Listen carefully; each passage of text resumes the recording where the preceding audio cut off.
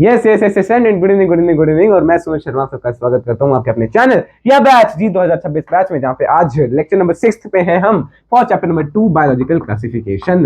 The chapter is about to over. और कोई इतना खास इसमें अभी तक डिफिकल्ट कुछ चीजें आई नहीं है। अब चीजें डिफिकल्ट होनी स्टार्ट हो जाएंगी, क्योंकि अब आपको कई सारे एग्जांपल्स याद करने होंगे, कई सारी चीजें याद करनी होंगी। अगर उसको एक सिस्टमैटिक वे में याद करोगे तो आपको याद हो जाएगा। बोले सिस्टमैटिक्स वाज क्या था? सिस्टमैटिक्स एंड टैक्सोनॉमी बताइएगा। हाँ, तो सबसे पहले हमें स्टार्ट क्या करना है? Today we have to start kingdom fungi. बोले फंजाई क्या होता है? फंगी होता है, कोई बोल रहा है फंजी होता है। हाँ, फंजी गंजी कुछ भी कर दो तुम। ओके, तो किंगडम फंगस कह लो, फंगाई कह लो, फंजाई कह लो, anything that you want to say you can say. And चलिए स्टार्ट करते हैं। सबसे पहले आपने क्या पढ़ा था कि किंगडम फंगस में क्या आता है? किंगडम फंगस में क्या किंगडम फंगस में क्या आता है उसके बारे में हम बात कर लेते हैं। किंगडम फंगस में आते हैं सबसे पहले तो ऑफ कोर्स यूकैरियोटिक होंगे और वो मल्टीसेलुलर यूकैरियोट्स आएंगे। अब आपके आगे की सारी चीजें कौन सी हैं? मल्टीसेलुलर हैं और यूकैरियोटिक हैं। साथ में हमने पहले दिन ही ये चीज देख ली थी कि जो इसमें मल्टीसेलुलर होते हैं उनमें अभी सिर्फ टिश्यू बने हैं, उनमें अभी सिर्फ टिश्यू सिस्टम आया है। या तो सेल होंगे या मल्टीसेलुलर होंगे या टिश्यू होंगे या लूज टिश्यू कह लो, टिश्यू या लूज टिश्यू कह लीजिए। ठीक है, टिश्यू होंगे या लूज टिश्यू होंगे। और फंगस आप सबको पता है ये हेटेरोट्रॉफिक है, इट इज नॉट ऑटोट्रॉफिक, ये हेटेरोट्रॉफिक है। हेटेरोट्रॉफिक में भी it can be parasitic as well, मतलब इन्फेक्ट करेगी, इन्फेक्ट समवन, है ना। और ये हो सकता है कि पैरासिटिक की जगह ये सेप्रोफिटिक हो। सेप्रोफिटिक माने, सेप्रोफिटिक का क्या मतलब है? यार वो डेड डिकेइंग ऑर्गेनिजम्स पे ग्रो करने वाली फंगस हो सकती है, डेड एंड डिकेइंग पे ग्रो करने वाली भी हो सकती है। आपको पहले ही पेज पे जो पहला पैराग्राफ दिया हुआ है ये चेक करना, किंगडम फंगाई का पहला पैराग्राफ। इधर इन्होंने बड़ा कुछ बता दिया यार, ये हेटेरोट्रॉफिक है, मॉर्फोलॉजी और हैबिटेट में बड़ी डाइवर्सिटी है। नीचे देखना, यहाँ पे इन्होंने सब कुछ इसी पेज पे एग्जांपल वगैरह बता दिए हैं, बट मुझे उन एग्जांपल्स से अभी कोई लेना देना नहीं है, क्योंकि एग्जांपल्स हम कब करेंगे? We will move on towards the examples जब हम अलग अलग क्लासेस पढ़ रहे होंगे। फंगस की आपको 4 क्लासेस पढ़नी है, उन 4 क्लासेस के नाम मैं आपको अभी से ही बता रहा हूं ताकि आप याद कर सकें उनको एट अ टाइम, और इसी ऑर्डर में याद करना, क्योंकि आपको इसी ऑर्डर में याद होने चाहिए। ऐसे ही मैं ट्रिक्स आपको बताऊंगा। फाइकोमाइसिटीज,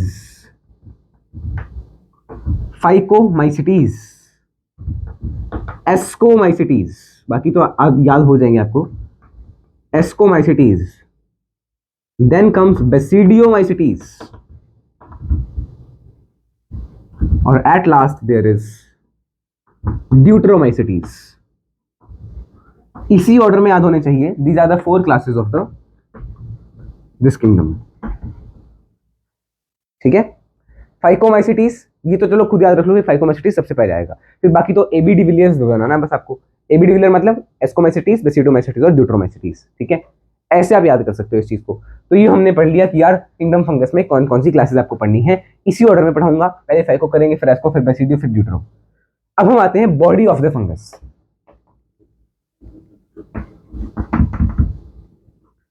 फंगस की बॉडी में फिलामेंटस थ्रेड लाइक स्ट्रक्चर, जैसे आपने देखा था, आप ऐसे बनाते थे राइजोपस का डायग्राम। क्लास 6th 7th से आप राइजोपस का डायग्राम बना रहे हो, तो आप उसमें ऐसे बनाते थे ना, ये इस प्रकार से।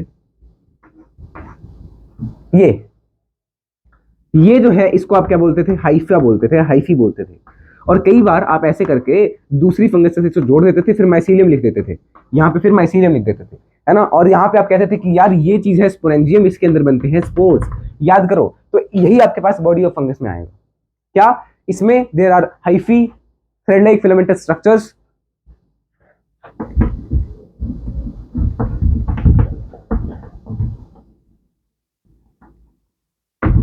thread like filamentous structure called hyphae form a mesh like structure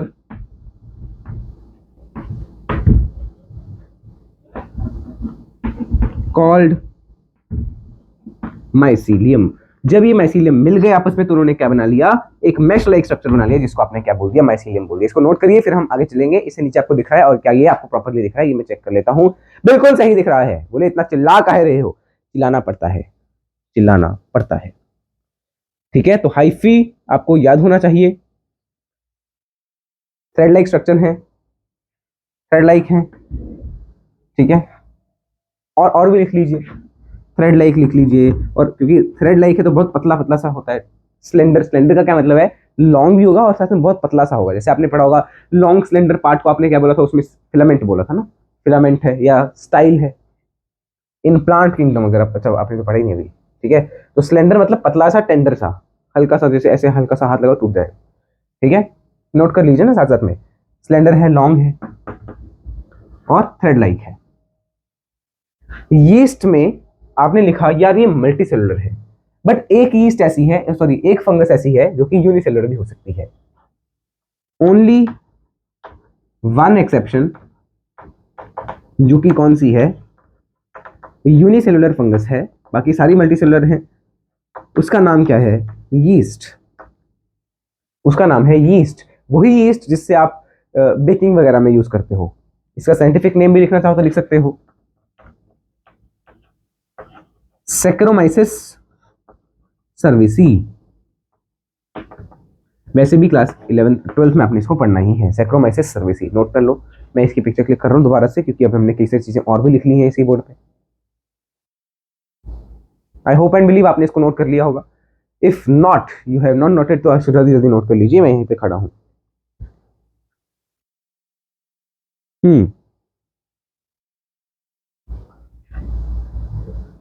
done, yes. So I hope and believe आपने इसको नोट कर लिया है। डस्टर कहाँ गया है, काम कर।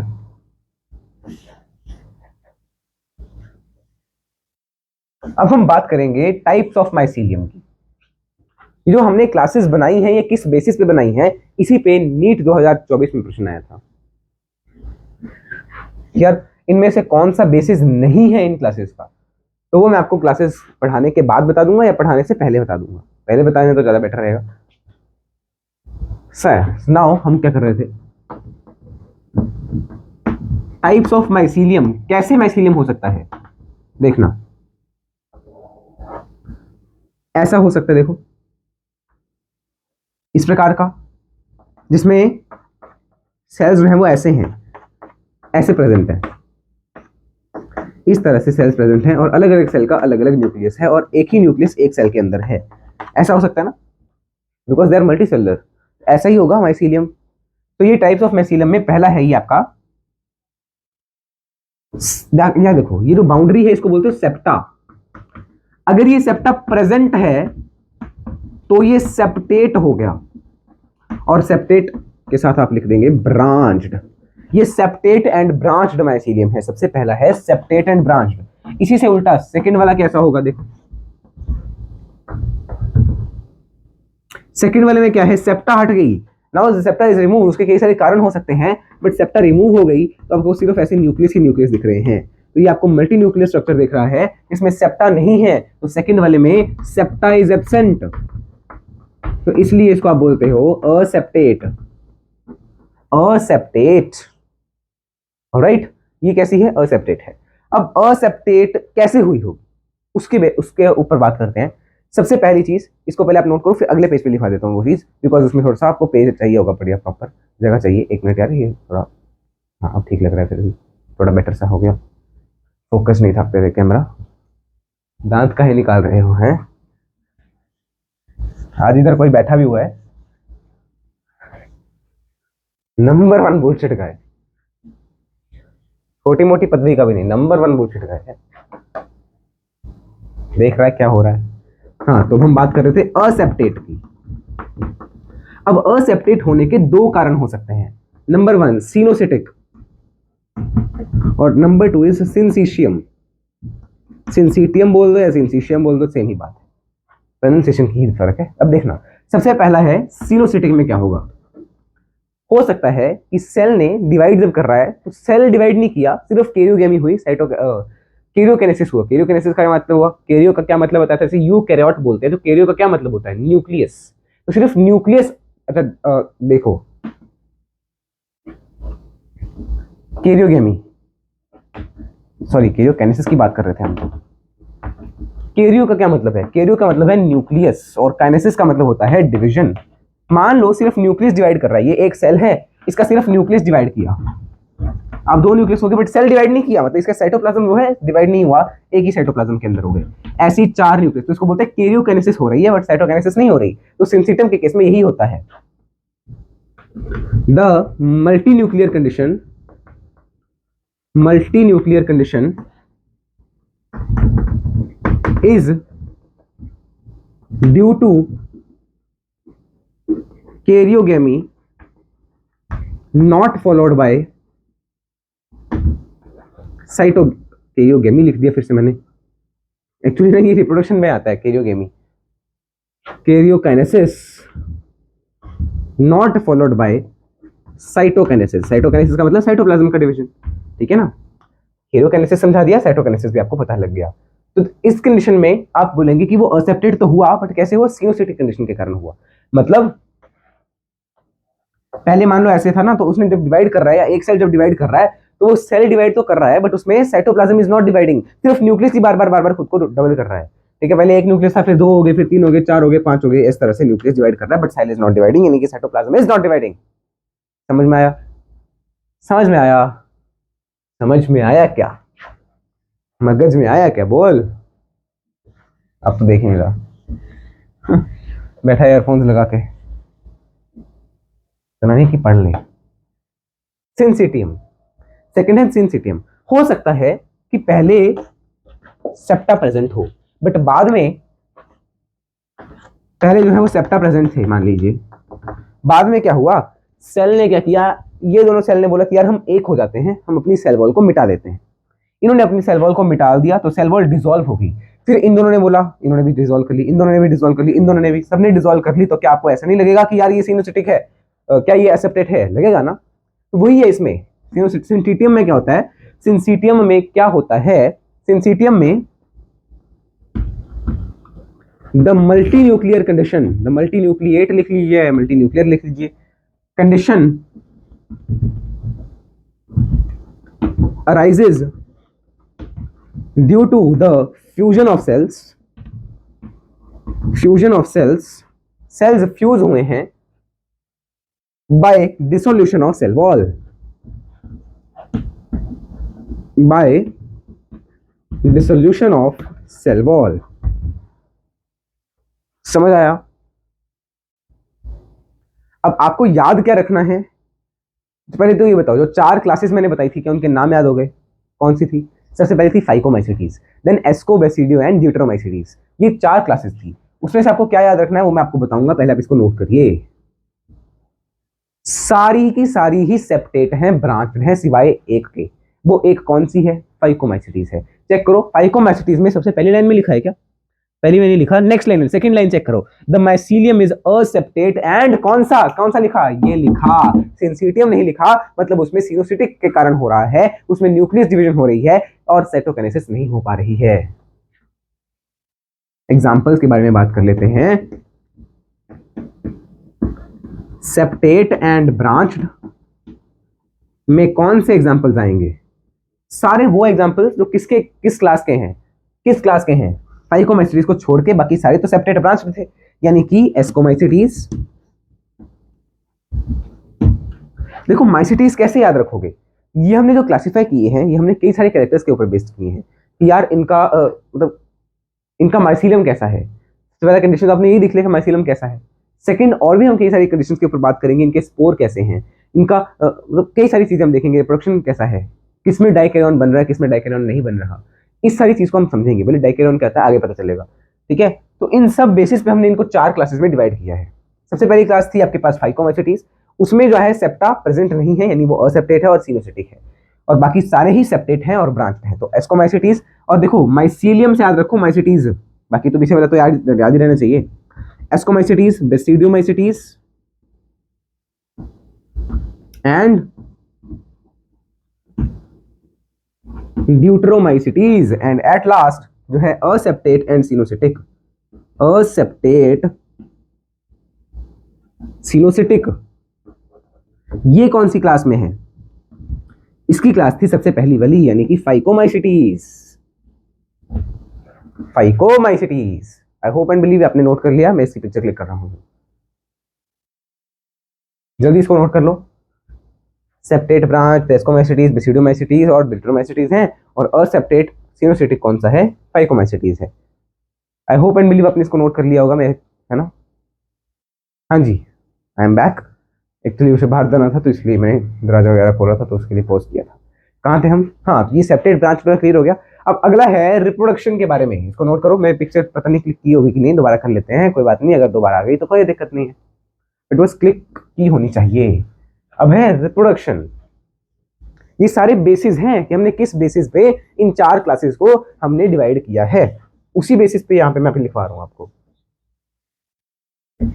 और आप देखना, आपको एग्जांपल्स बड़े आसानी से याद करवा दूंगा। कहाँ थे हम? यहीं पे तो खड़े हैं। क्या जोक मारा है? Yes, reproduction. देखिए, बीएफएफ आपको याद रखना है। बीएफएफ रिप्रोडक्शन में अगर मैं बात कर रहा हूं वेजिटेटिव मीन्स की, तो वो बीएफएफ से होगा। बीएफएफ से होगा माने देखिएगा, बडिंग से हो सकता है। बडिंग किसमें अपने पड़ी? यीस्ट में। फ्रेगमेंटेशन से हो सकता है, और at last it can be by fission as well. तो ये 3 चीजें हैं जो कि आप बडिंग के लिए रिप्रोडक्शन के लिए यूज कर सकते हैं वेजिटेटिव मीन्स के फॉर्म में। असेक्सुअल रिप्रोडक्शन अगर आपको करनी है तो असेक्सुअल स्पोर्स आपको याद रखने हैं कौन कौन से होते हैं। अच्छा, असेक्सुअल स्पोर्स को याद रखने से पहले आप सेक्सुअल स्पोर याद रखें तो ज्यादा बेटर रहेगा। सेक्सुअल स्पोर में आपको याद रखना है, सबसे पहला है oospores। देन जो क्लासेस थी, सबसे पहले हमने पढ़ी थी एस्कोमाइसिटीज, एक क्लास सुनी थी, बस उसके अंदर के सेक्सुअल स्पोर को हमने बोल दिया एस्कोस्पोर्स। बेसिडोमाइसिटीज पढ़ी थी, बेसिडोमाइसिटीज के सेक्सुअल स्पोर को हमने बोल दिया बेसिडियोस्पोर्स। बस। न्यूट्रोमाइसिटीज पढ़ी थी, उसके अंदर सेक्सुअल स्पोर बनते ही नहीं। अगर हम बात करें फाइकोमाइसिटीज की, उसके अंदर बनते हैं, बट उसके बारे में कुछ आपको बताया नहीं है क्या क्या कौन कौन सा कैसा कैसा है। सिर्फ ये आपको 3 एग्जांपल याद रखना है सेक्सुअल स्पोर के बारे में। असेक्सुअल स्पोर के बारे में अगर मैं बात कर रहा हूं तो आपको याद रखना है कोनिडिया। कोनिडिया, अब ये तो थोड़ा सा याद रखोगे ना, कोनिडिया। और आपको याद रखना है स्पोरेंजियोस्पोर। Sporangiospore, sporangiospore. स्पोरेंजियोस्पोर का क्या मतलब है? अच्छा, ये 2 तरह के हो सकता है स्पोरेंजियोस्पोर मोटाइल हो या नॉन मोटाइल हो। अगर तो मोटाइल है तो उसको हम बोल देते हैं जूस्पोर, जो कि कैसा है? मोटाइल है। अगर तो वो नॉन मोटाइल है तो उसको हम बोलेंगे एप्लानोस्पोर। एप्लानोस्पोर ये कैसा है? Non motile. कैसे याद रखोगे इसका कि नॉन मोटाइल कौन सा, मोटाइल कौन सा? जू माने एनिमल, एनिमल मतलब जो घूम सकता है आराम से। एप्पल, एप्पल माने जो नहीं घूम सकता। अभी अभी बनाइए ट्रिक। एप्लानोस्पोर नॉन मोटाइल, ठीक है। तो ये स्पोरेंजियोस्पोर के एग्जांपल है, और ये कोनिडिया आपको बताइए ना, ये असेक्सुअल स्पोर्स हैं। कोई पूछे इनमें से असेक्सुअल स्पोर कौन सा है, 4 ऑप्शन देंगे, 3 तो यही होंगे, चौथा इनमें से कोई होगा। वैसे आप याद रख लो, oospore, एस्कोस्पोर, बेसिडियोस्पोर आपके सिर्फ सेक्सुअल है, और बाकी सारे आपके आवाज असेक्सुअल स्पोर्स होंगे। नोट करो इसको जल्दी से जल्दी, फिर हम अच्छा स्पोर्स के बारे में अभी बता दूं क्या? नोट कर लो, देखते अभी क्या बताना है, बाद में जब हम क्लास पढ़ेंगे तो उस ये भी एक बेसिस है, रिप्रोडक्शन भी एक बेसिस है, और ये स्पोर्स भी बेसिस है यार। कौन से उसमें कौन सा स्पोर है, कौन सी क्लास में कौन सा स्पोर है, पहले याद रखना। ये एप्लानोस्पोर और जूस्पोर, देखो एस्कोस्पोर तो एस्कोमाइसिटीज में होंगे, बेसिडियोस्पोर बेसिडोमाइसिटीज में होंगे। एस्कोमाइसिटीज में कोनिडिया भी मिलता है। ड्यूटोमाइसिटीज में आपको कोई स्पोर रखने की आवश्यकता नहीं है, उसमें कोनिडिया होता है, क्योंकि वो असेक्सुअल स्पोर में है ना, तो असेक्सुअल में से कोई ना कोई होना चाहिए था, तो उसमें कोनिडिया है। ये जो जेड और ए है, ए जेड, देखो पहला अक्षर भी आ गया, लास्ट मैंने कैसे याद रखा है, आप ऐसे याद रख सकते हो, नहीं तो आपकी मर्जी है। ए जेड पहला और लास्ट दोनों आ गए, तो ये किस में आते हैं? जो पहली क्लास आपने पढ़ी फाइकोमाइसिटीज में। फाइकोमाइसिटीज में आपके पास एप्लानोस्पोर भी है, जूस्पोर भी है, ऐसे याद रखा था मैंने, तो भाई आपके ऊपर है, आप जैसे याद रखना चाहो वैसे रख सकते हो। मैं आपको अपनी तरफ से जो मैंने ट्रिक्स बनाई थी खुद के लिए, जिससे मुझे अभी तक याद हो गया है, ठीक है, वो मैंने आपको अभी बता दी। एग्जाम्पल्स की ट्रिक बड़ी अच्छी है, वो आप थोड़ा सा वेट करना उसके लिए, ठीक है। तो मैं लिखा ही देता हूं अभी भी। फिर बस जब हम क्लास करेंगे तो आपका सिर्फ रिवीजन ही होना चाहिए उसके अंदर। जब आप कोई क्लास पढ़ोगे, जैसे मैंने बोला फाइकोमैसेटीज पढ़नी है, तो फाइकोमैसेटीज में आपको ये पता चलेगा कि इसका सेप्टा कैसा था, इट वाज असेप्टेट एंड सिनोसेटिक, बाकी सारे ही सेप्टेट और ब्रांच थे, है ना। अब आपको फाइकोमैसेटीज के बारे में एक और चीज पता चलेगी कि ये पहला वाला है। देखो पहली क्लास में ज़ूस्पोर भी आएगा, प्लेनोस्पोर भी आएगा, पहले पहले सारे आ जाते हैं, कुछ होना तो है नहीं क्लास में, चलो चल पढ़ते हैं। तो इसमें एप्लेनोस्पोर है जो कि है नॉन मोटाइल, इसमें ज़ूस्पोर है जो कि है मोटाइल, एप्लेनोस्पोर एंड ज़ूस्पोर। नेक्स्ट फाइकोमैसेटीज हो गई। एस्कोमैसेटीज में कोनिडिया है असेक्सुअल स्पोर, और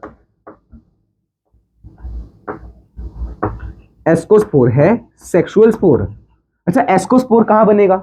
ये दोनों स्पोर भी ना एक थैला है, एक थैले या एक किसी स्ट्रक्चर के अंदर बनते हैं, तो ये एंडोजीनियस स्पोर्स होंगे। ठीक है, स्पोर्स के बारे में आपको ये भी लिख लेना है यहीं पे, दो तरह के हो सकते हैं, दे कैन बी एंडोजीनस और दे कैन बी एक्सोजीनस। जो ये है ना स्पोरेंजियोस्पोर, ये दोनों ही एंडोस्पोर्स होंगे। स्पोरेंजियोस्पोर्स आर एंडोस्पोर और conidia is not endospore. Conidia बाहर बनता है, ठीक है, कोनिडिया जो है असेक्सुअल है और एक्सोस्पोर है, मतलब बाहर बनेगा। कहां बनेगा वो मैं आपको बता दूंगा। अभी के लिए आपको क्या रखना है, स्पोरेंजियोस्पोर। देखो आपने पढ़ा स्पोरेंजियम, ये स्पोरेंजियोफोर। जब आप राइजोपस का डायग्राम बनाते थे छोटे होते, तो आप ऐसे ऊपर स्पोरेंजियोफोर बनाते थे, तो उसमें आप लिखते थे स्पोर, उसके अंदर बनाते थे स्पोर, तो वो या तो ज़ूस्पोर या एप्लेनोस्पोर हो सकते हैं। ठीक है, और बाकी इनके बारे में तो हम बात करते ही रहेंगे। एस्कोस्पोर, ये भी एस्कस के अंदर बनते हैं, सेक्सुअल स्पोर्स हैं। Basidiospores in basidium, in basidiomycetes deuteromycetes में there are only conidia. Note कर लो सारी चीजें, है ना, मैंने बोल तो दी ही है, यहाँ पे लिख भी देता हूँ। बेसिडियोमाइसिटीज में कौन से स्पोर्स हैं? बेसिडियोस्पोर्स। और एट लास्ट ड्यूट्रोमाइसिटीज में आपके पास आपको कोई भी स्कोर, ये वाला तो कोई भी नहीं मिलेगा, कोई मिलेगा तो कौन सा? Conidia. I hope and believe आपने इसको नोट कर लिया। देखो नोट करना से कुछ नहीं होगा, याद करने से सब कुछ होगा।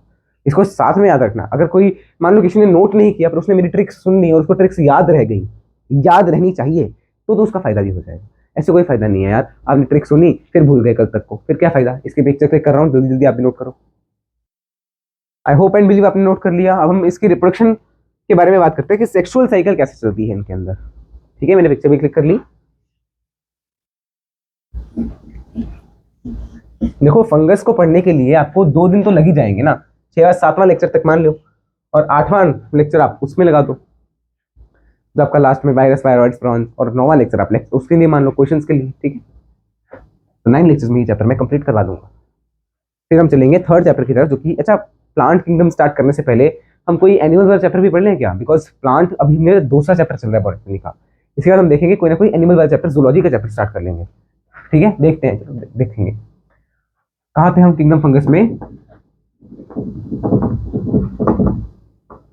सेक्सुअल स्टेजेस, सेक्सुअल साइकिल लिख लेते हैं। वेट करना 1 मिनट, को बाहर कोई आया है। Yes, now I am continuing again. Sexual cycle के बारे में हम थे। तो सेक्सुअल साइकिल में सबसे पहले आपको मैंने पहले ही बोला क्या होगा सबसे पहले यार, प्लाज्मोगेमी होगी। बोले प्लाज्मोगेमी का क्या मतलब समझे? देखो एक गेमीट है, दूसरा गेमीट है, दोनों मोटाइल भी हो सकते हैं, नॉन मोटाइल भी हो सकते हैं। वो आए, उन्होंने अपना साइटोप्लाज्म, देखो ये एक गेमीट है, ये दूसरा गेमीट है, आए और उन्होंने अपना साइटोप्लाज्म फ्यूज कर लिया, मतलब उनके बीच में कोई ऐसे दरार नहीं है, वो एक ही साइटोप्लाज्म के हैं, बट इसका न्यूक्लियस अभी भी ऐसे ही है, तो ये प्लाज्मोगेमी हो गई। ठीक है ना। The fusion of protoplasm of the 2 gametes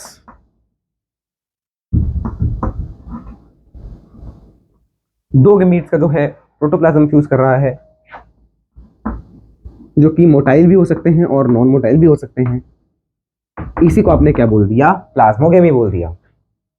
अब इससे कुछ ऐसी स्टेज बनती है जो कि है डाइकैरियन स्टेज। ठीक है, जब ये हो गया तो इसके बाद ये न्यूक्लियस फ्यूज हो जाएंगे, तो इसको हमने क्या बोला? कैरियोगेमी। गेमी का मतलब होता है फ्यूजन, तो कैरियोगेमी, कैरियोगेमी मतलब कि जो आपके पास कैरियन है उसका फ्यूजन होना है, ठीक है ना, तो न्यूक्लियस का फ्यूजन।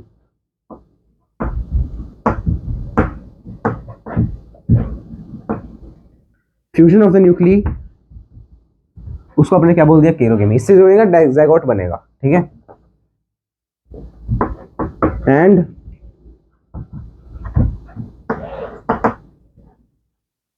फॉर्मेशन ऑफ ज़ायगोट, फिर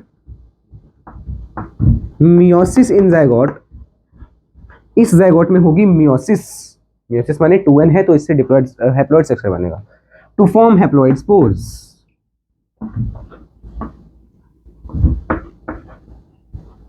नोट करो, नीचे जगह होगी तो नीचे ही अगला लिखवा दूंगा मैं, हाँ नीचे जगह है। वाइल सेक्सुअल रिप्रोडक्शन, ये सेक्सुअल साइकिल है। अब सेक्सुअल रिप्रोडक्शन के बारे में बात कर लो। वाइल सेक्सुअल रिप्रोडक्शन, जब सेक्सुअल रिप्रोडक्शन हो रहा होगा तो उसमें क्या होता है, जैसे ये एक हाइफा है, ये दूसरा हाइफा है, सेपरेट सेपरेट जैसे मर्जी हो सकते हैं, आपस में कंबाइन कर जाएंगे। देखो कंबाइन कर गए, अब हो सकता है इसके न्यूक्लियस जब वो साथ में ही कंबाइन कर जाए या बाद में कंबाइन करें, थोड़ी देर बाद, या है ना, इसमें जो प्लाज्मोगेमी हो रही है और कैरियोगेमी हो रही है उसके बीच में थोड़ा गैप ज्यादा हो जाए, ठीक है। तो वही लिख रहा हूं यहाँ पे, while sexual reproduction, the hyphae of, yeah, the hypha of the two fungi fuses and followed by fusion of nucleus, fusion of nucleus, इनका न्यूक्लियस भी फ्यूज हो जाएगा उसके बाद। the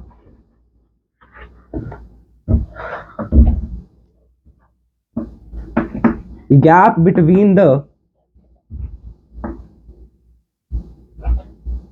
gap between this may be large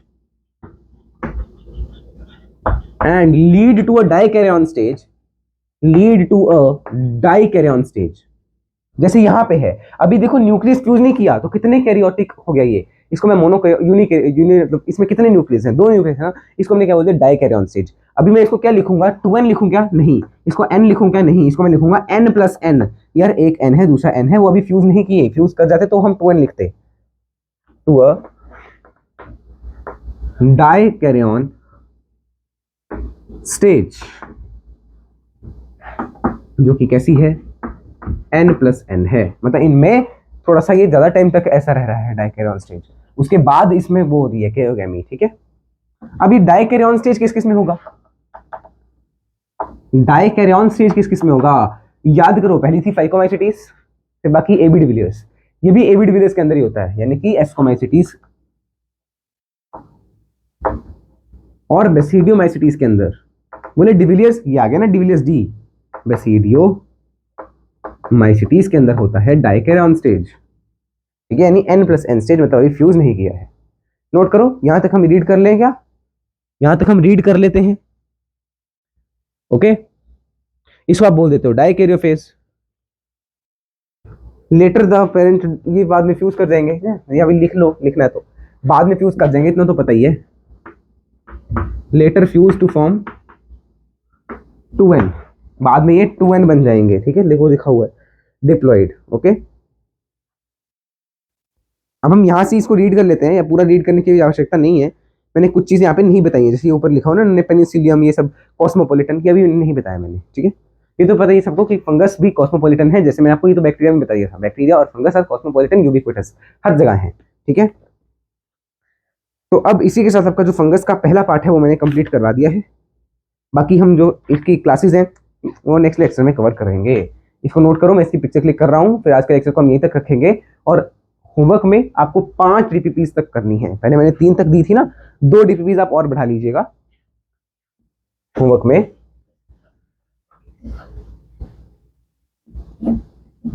because practice करोगे तो ही तो पता चलेगा तुम्हें भी।